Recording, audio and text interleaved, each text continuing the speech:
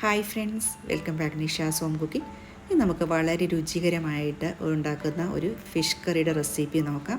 ഇത് മെയിനായിട്ട് നമ്മുടെ കല്യാണത്തിനൊക്കെ, ക്രിസ്ത്യൻ കല്യാണത്തിനൊക്കെ കഴിക്കുന്നൊരു മീൻ കറിയുടെ റെസിപ്പിയാണ്.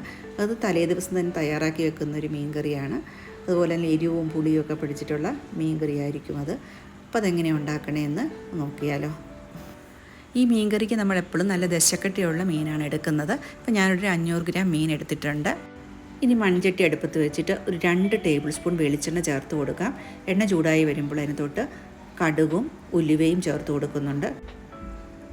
കടുകും ഉലുവയും പൊട്ടി വരുമ്പോൾ നമ്മൾ അതിനകത്തോട്ട് അരിഞ്ഞു വെച്ചിരിക്കുന്ന ഇഞ്ചിയും വെളുത്തുള്ളിയുമാണ് ഇട്ട് കൊടുക്കുന്നത്. അത് ഒന്ന് ഒത്തിരി കരിഞ്ഞ പോലെ മൂക്കേണ്ട ആവശ്യമില്ല, ജസ്റ്റ് വാടി വന്നാൽ മതി. അതിൻ്റെ പച്ചമണമൊക്കെ ഒന്ന് മാറി വരുമ്പോൾ നമ്മൾ കുറച്ച് കറിവേപ്പില ചേർത്ത് കൊടുക്കാം. ഇനി ഇതിനകത്ത് നമ്മൾ ചെറിയ ഉള്ളി ചേർക്കുന്നില്ല, അതാണ് ഇതിൻ്റെ ഒരു പ്രത്യേകത. ഇനി വെളുത്തുള്ളിയും ഇഞ്ചിയും ഒക്കെ ചൂടായി വരുന്ന സമയത്ത് ഇതിനകത്തോട്ട് നമ്മൾ കാശ്മീരി ചില്ലി പൗഡറാണ് ചേർത്ത് കൊടുക്കുന്നത്. 2 വലിയ സ്പൂൺ ചേർത്തിട്ടുണ്ട്. അതിനുശേഷം 1/2 ടീസ്പൂൺ മഞ്ഞൾപ്പൊടിയും പിന്നെ അതുപോലെ തന്നെ കുതിർത്ത് വെച്ചിരിക്കുന്ന പുളിയും വെള്ളവും കൂടിയാണ് ഒഴിച്ചു കൊടുക്കുന്നത്. അതിനുശേഷം ആവശ്യത്തിന് വെള്ളവും ഒഴിക്കുന്നു. പിന്നെ കുറച്ചും കൂടി ഉപ്പും കൂടി നമുക്ക് ചേർത്ത് കൊടുക്കാം. ഇനി ഈ മിക്സ് നല്ലപോലെ തിളച്ച് വരണം. നല്ലപോലെ തിളച്ചതിന് ശേഷം മാത്രമാണ് നമ്മൾ ഇതിനകത്തോട്ട് മീൻ കഷ്ണങ്ങൾ എടുത്തു വെച്ച്. ഈ മീൻ കഷ്ണം ഞാൻ ഉപ്പും വിനാഗിരിയും ഇട്ടാണ് കഴുകിയിരിക്കുന്നത്. അങ്ങനെ കഴുകുമ്പോൾ അതിനകത്ത് എല്ലാ അഴുക്കുമാണോ ഒക്കെ പോകുക, അതായത് മീനിൻ്റെ ഒരു മണം ഉണ്ട്, അതൊന്നും ഉണ്ടാവില്ല. അത് ഏറ്റവും നല്ലത് ഉപ്പും വിനാഗിരി ഇട്ട് തന്നെ വേണം കഴുകാനായിട്ട്.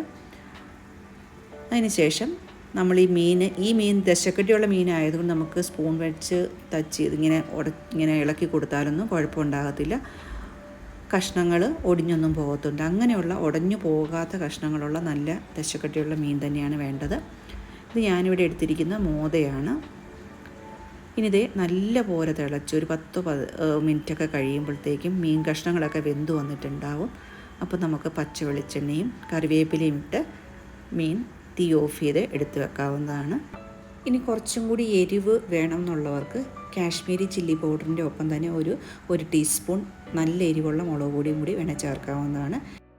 ലാസ്റ്റ് ഞാനൊരു 1/4 ടീസ്പൂൺ ഉലുവപ്പൊടി ചേർത്തായിരുന്നു, പക്ഷേ അതിൻ്റെ വീഡിയോ മിസ്സായിപ്പോയി. അപ്പോൾ ഉലുവപ്പൊടിയും കൂടി ചേർക്കണം. ഒരു 1/4 ടീസ്പൂൺ ചേർത്താൽ മതി.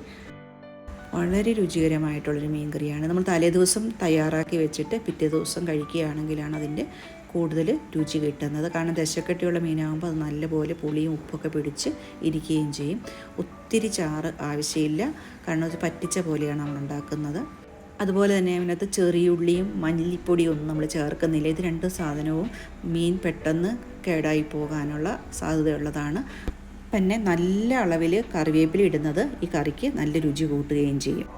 നല്ലൊരു പ്രത്യേക രുചിയാണ് ഈ മീൻ കറി. പ്രത്യേകിച്ച് തലേദിവസമൊക്കെ നമ്മൾ ഉണ്ടാക്കി വെച്ചിട്ടാണിത് കഴിക്കുന്നത്.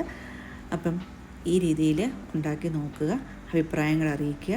ചാനലിലെ വീഡിയോ ഒക്കെ ഇഷ്ടപ്പെടുന്നുണ്ടെങ്കിൽ നിങ്ങളുടെ കമൻറ്റുകൾ അറിയിക്കുക. Thank you for watching. Next പുതിയൊരു വീഡിയോ ആയിട്ട് വരുന്നവരെ എല്ലാവർക്കും ബൈ.